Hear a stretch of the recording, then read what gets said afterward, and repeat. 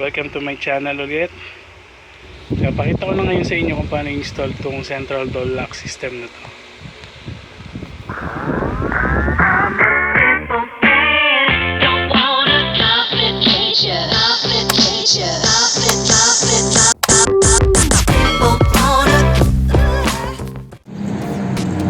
Ito yung lalagyan natin ng central door lock system, yung Corolla ko.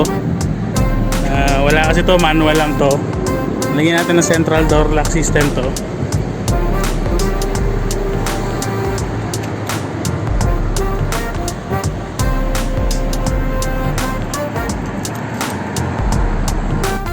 Yung mga cables, sundin nyo lang yung orientation ng kulay hanggang dun sa mismong box. Sundin nyo lang yung kulay, tapos yung red na cable nito nung box, papunta yan dun sa positive ng baterya, tapos yung black sa negative. So hanap ka lang ng malakas na negative source mo. Mas maganda itap mo din malapit sa negative ng battery mo sa body. Usually body ground yung negative natin.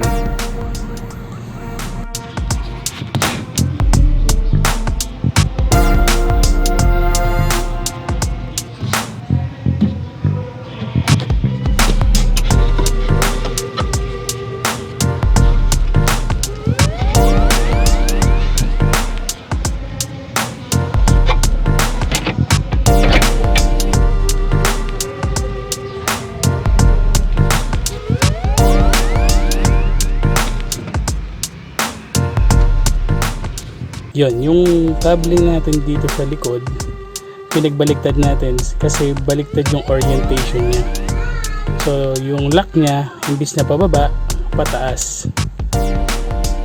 Yung open, imbis na taas, pababa. Kaya baliktad yung cable natin dito. Tapos yung cable natin dito sa harap na to ngayon, dapat nakabalot din yan para hindi magkaroon ng grounded wire. Yun yung mga iniiwasan natin, mga grounded wire.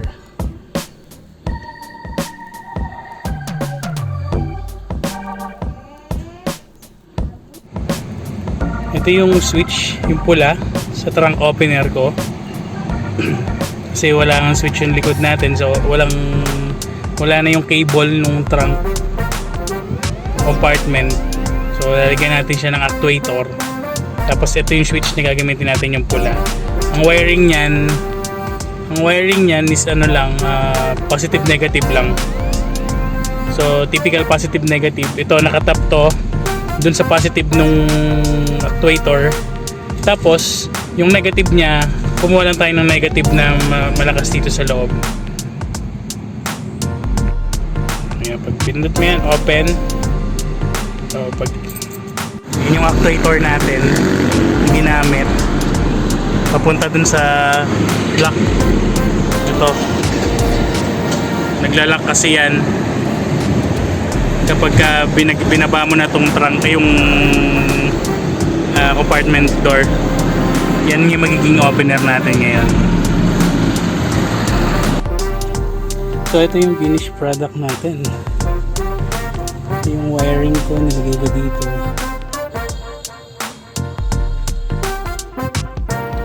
Itong cable na to, pumunta yan dun sa signal lights, park light. So every time na pipindutin natin itong remote, iilaw siya. Tapos make sure guys, yung mga cables nyo nakabalot, yung mga hindi nagamit. So test time.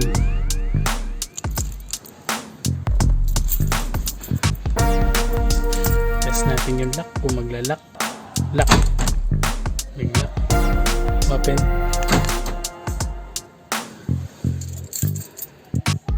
lock, open.